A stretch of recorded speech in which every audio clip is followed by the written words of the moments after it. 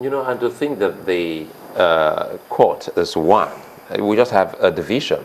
So one would have thought that there will be some kind of synergy of such judgments, information that comes from one division to the other, so that we don't have such conflicting judgments. There are three principles a young lawyer is taught when you are handling cases. First, you look at the facts of the case. To us lawyers, facts are sacred. It is when you get your facts correct that you now look at the principle of law you can, attach to those facts. After the principle of law, you now look for decided cases where those facts and principle of law have been canvassed before a superior court and that area is settled. That is the problem we have, settlement now in the Court of Appeal, where on a given issue of law and on the same facts, you find different decisions. Why should it be? When all other discipline of law, you don't find this conflict. It's only in political matters. And we have some of those key political cases coming up at the Supreme Court. We've got Taraba, there will be Abia, Akwa Ibom, Rivers. And this then raises a lot of concern. Now, don't blame the judges alone again. You have to blame politicians. Politicians are the root of the problem of the judiciary.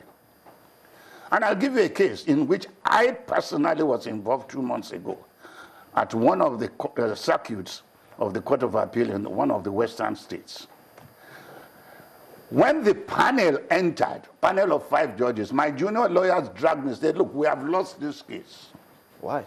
And that's what I'm telling you. We have lost this case because one of the judges was a notorious, with due respect, with a notorious background, who has been taken from almost 2 or 3 states, either to become a Court of Appeal judge, he was rejected, taken to another state in the southwest state to become the CJ of the state, he was rejected. From there, he was now from that southwest state. Why should he accept to sit on an election panel in a southwestern state, which is background? Immediately he appeared, my juniors told me that we've lost the case. I quietly told them, no, no, no. They said I should object. I said, no, no, no. But that is the situation. That judge, decency should have shown him that he should have excused himself.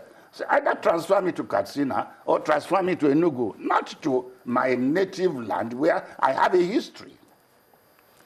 So politics and politicians have spoiled the judiciary also. Sorry, Jamila, I'm trying to look at how this can be remedied. When you talk, and lawyers of your age and experience also speak, and they talk about the good old days, this must be cleaned up before we move on. And in cleaning this up, one wonders if beyond the CJ that has spoken on this, we have a body within the judiciary that is also worried about this anomaly to see that it is reversed or changed. You see, the system of the judiciary needs to be revisited. You cannot have a Judicial Service Commission where the Chief Justice of the Federation is also the chairman of that commission. These are areas we have to revisit, because you are asking somebody who is watching and who ought to be watched, and you are asking also to be the master of facts. So we need to look at that area. We need to have a commission devoid of the influence of judges themselves. You don't need to be a judge to sit in a commission looking after the progress of the judiciary. You don't need to be a person with a background in judicial matters.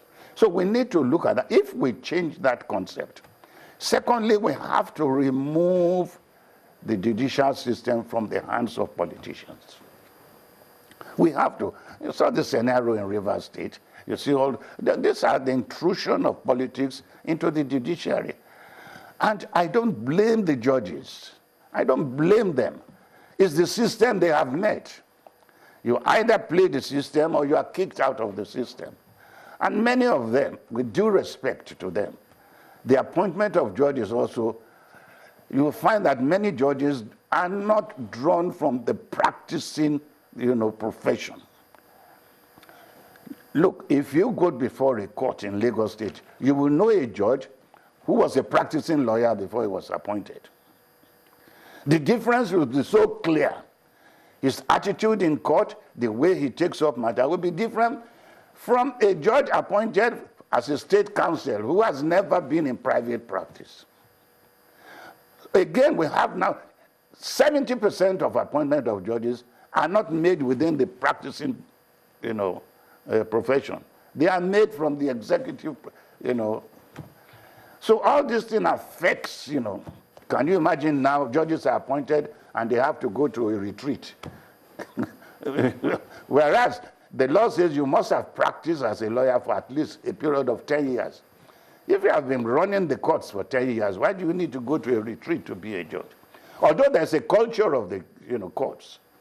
I must give that. I was talking to one of the retired judges yesterday, and we were talking about the culture of courts. So judges can still be brought in when they are brought in to let them know about the culture of the courts.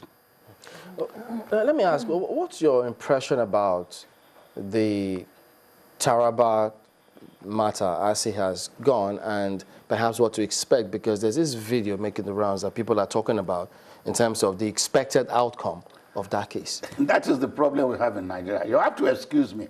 I am not ready to discuss any pending case that is going to the Supreme Court.